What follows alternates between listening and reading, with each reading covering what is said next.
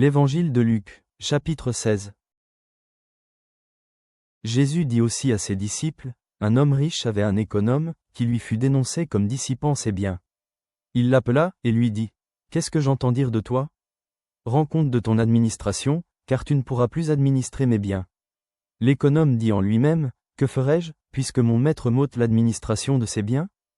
Travailler à la terre? Je ne le puis. Mendier? J'en ai honte. Je sais ce que je ferai, pour qu'il y ait des gens qui me reçoivent dans leur maison quand je serai destitué de mon emploi. » Et, faisant venir chacun des débiteurs de son maître, il dit au premier, « Combien dois-tu à mon maître? »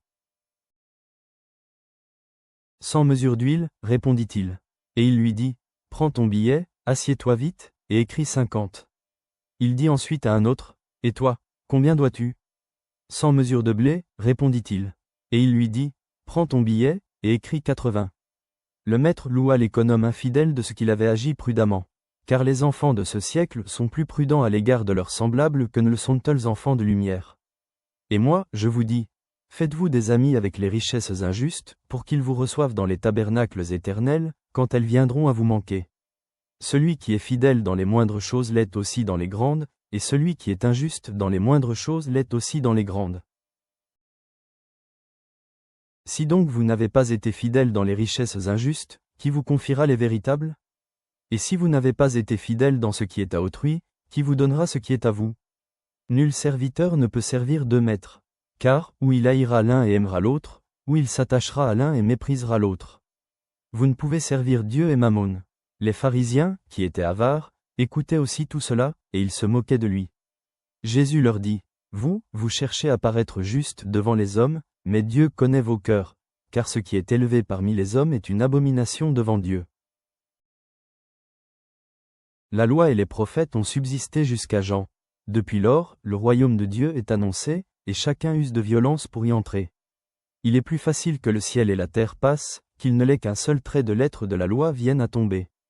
Quiconque répudie sa femme et en épouse une autre commet un adultère, et quiconque épouse une femme répudiée par son mari commet un adultère. Il y avait un homme riche, qui était vêtu de pourpre et de fin lin, et qui chaque jour menait joyeuse et brillante vie.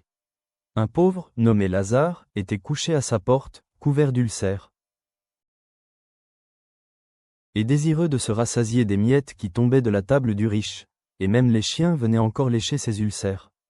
Le pauvre mourut, et il fut porté par les anges dans le sein d'Abraham. Le riche mourut aussi, et il fut enseveli. Dans le séjour des morts, il leva les yeux, et, tandis qu'il était en proie au tourment, il vit de loin Abraham, et Lazare dans son sein.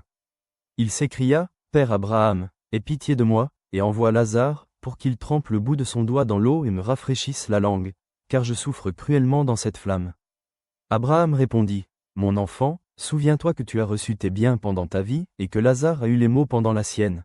Maintenant il est ici consolé, et toi, tu souffres.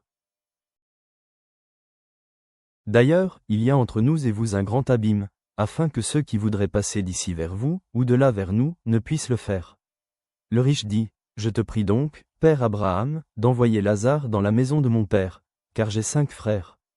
C'est pour qu'il leur atteste ces choses, afin qu'ils ne viennent pas aussi dans ce lieu de tourment. » Abraham répondit, « Ils ont Moïse et les prophètes, qu'ils les écoutent. » Et il dit, « Non, Père Abraham, mais si quelqu'un des morts va vers eux, ils se repentiront. »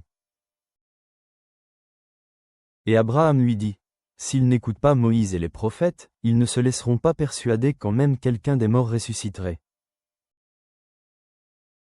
Dieu, avertissant de la gestion avisée et du sort de Lazare, rend-nous sages dans l'utilisation de la richesse pour un impact éternel au milieu des inégalités. Sers fidèlement dans les petites choses au travail. Prête attention à l'écriture plutôt qu'aux signes. Franchis les abîmes de séparation. Guide-nous dans ta vérité. Amen.